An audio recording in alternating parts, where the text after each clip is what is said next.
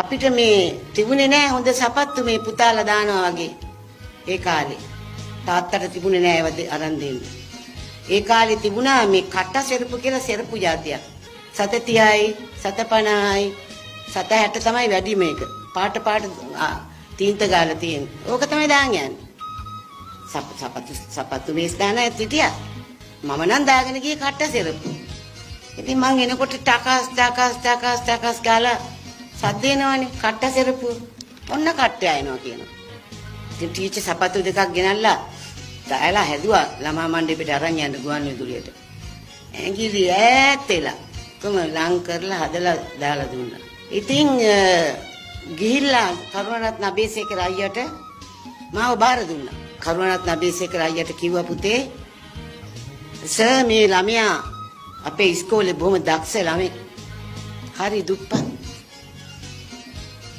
මෙයාට පුළුවන් නම් උදව් කරන්න කිව්වා. දැන් ළමා මණ්ඩපේ දැන් මං ඉතින් ඉන්නවා අවුරුදු ගාණක් 4ක් විතර හිටියා. දැන් මේ ළමා මණ්ඩපේ සින්දු කියමින් ඔහොම ඉන්නකොට අමරදේව සර් ගුවන් විදුලියේ වැඩ. එතුමා අහි යනවා මෙහි යනවා මේ අපි සින්දු කියනවා බලනවා ඔහොම කාලයක් ආවා. ඔහොම ඉන්නකොට එතුමාට හම්බුණා ලංකාවේ පළවෙනි වර්ණ චිත්‍රපටිය. 1962 64 චිත්‍රපටිය ආවට අපි 62 සින්දු කිව්වේ.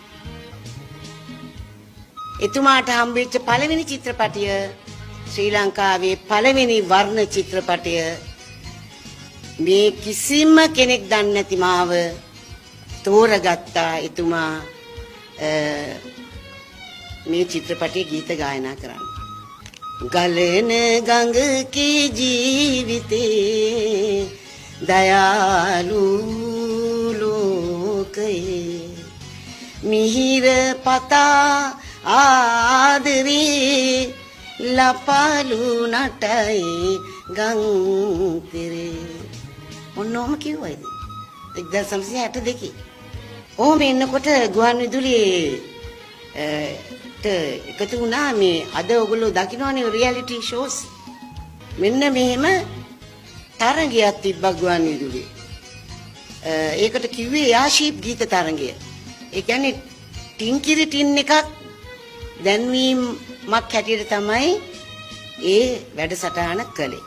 අන්තිමට තරඟ කළා මමයි වික්ටර් රත්නායකයි. තරඟ කළේ. මම දින්නා. මම එක වික්ටර් රත්නායක දෙක.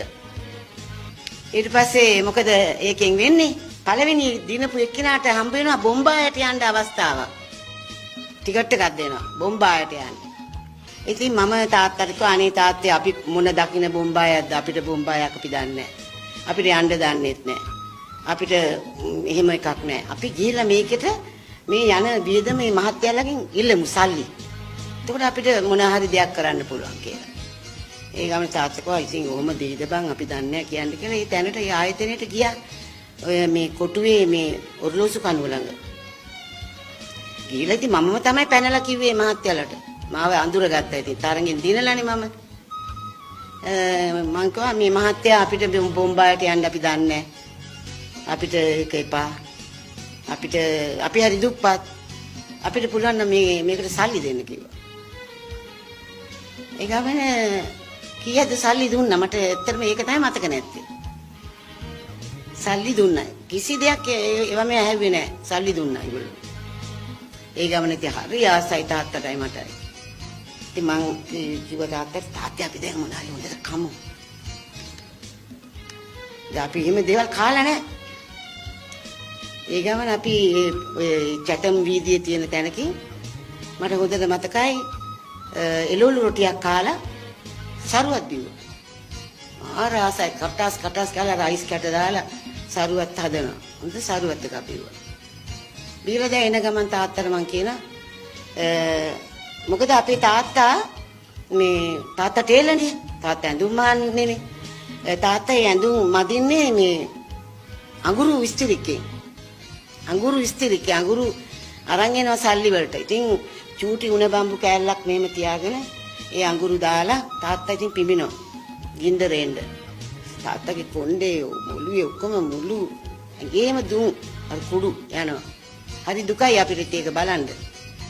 ඒකෙන් තමයි මදින්නේ කෝට් මේ සේරම දේවල් මදින්නේ.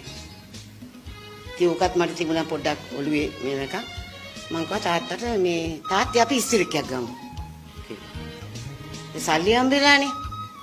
ඉතින් තාත්තා කොඹට පිස්සුද මේ ගේ ලයිට් උත් නැහැ කොහෙන් ඉස්තිරික ගන්නද කියලා. එයා අපි ලයිට් උත් ගමු. ඉතින් ඒ සල්ලි වලින් ලයිට් ගත්තා. තාත්තා ඉස්තිරිකයක් ගත්තා. සුමානේ දෙකකට හොඳට කණ්ඩ ගෙනාවා කෑම. මාළු අරම ගෙනාවා ඉතින් හොඳට කණ්ඩ ගෙනාවා. ඊට පස්සේ තාත්තට උණු වතුර බෝතලයක් ගත්තා. මොකද අම්මා තාත්තා අත්වැඩ කරද්දි රැට මේ තේ කෝප්පයක් හදලා තියෙනවා වහලා. ඉතින් තාත්තා රැ වෙනකම් වැඩ. ඉතින් අපි හොඳටම දන්නා මේ සීතල වෙච්ච තේ කෝප්පේ තමයි තාත්තා බොන්නේ. උණු වතුර බෝතලයක් ගන්න කිව්වා තාත්තට. උණු වතුර බෝතලයක් ගත්තා. අරගෙන ඉතින් ඔහොම ජීවිත ගමනක් අපි ආවා. තාත්තා හයිඩ්‍රාමනි සමාගමෙන් තමයි මේ වැඩ කරේ. ඉතින් තාත්තා කෝට් මහලා ඉතුරු වෙන සමහර කෑලි හොඳ රෙදි ඒවා. ඉතින් වත්තේ අපේ කාශයටි වත්තේ චූටි පුතාලා එහෙම ඉන්නවා. ඉතින් තාත්තා ඉතින් ඔයින්කත් මහලා මොනවා හරි කලිසමක් මොනවා හරි වහලා මට තමයි කියන්නේ පුතේ අන්න අහවල් තැන අහවල් ඉන්නවා පොඩි එකෙක් එයාට මේ කලිසම හරියනවා.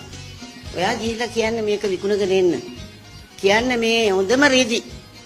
මේ දාලා තියෙන බොත්තම් හොඳම බොත්තම්. මේ බකල් එකක් පෙන්නලා කියන මේ බකල් එක හොඳම බකල් එකක් කියලා කියන්නේ. කියලා යනවා. ඉතින් ගිහිල්ලා ඉතින් මම ඉතින් ඒ යන තැනට එනවා අපි ගෙට ගන්නෙත් නෑ ඇත්තටම. අපි ගත්තේ නෑ ගෙට ඒගොල්ලෝ. ඒ අය පස්සේ ඉතින් බොහොම හෙට්ටු කරලා අපි ඒක විකුණනවා. ඉතින් ගිහිල්ලා හරියට කියනවා මහත්තයා තාත්තා කිව්වා මේක මේ හොඳම රෙද්ද කියලා. හොඳම බකල් එකක් මේ දාලා තියෙන්නේ කියලා. උඹ කොහමද ළමයි ඕවා දන්නේ කියලා කියනවා. ඒ උනාට කියනවා අපි තාත්තා කියන එකනේ. ඊට පස්සේ සල්ලි මේව කරලා අරගෙන ඇවිල්ලා ඔන්න ඔහොම තමයි දුවේ පුතේ අපේ ජීවිත ගමන අපි ගෙනිච්චේ මේ විදියට.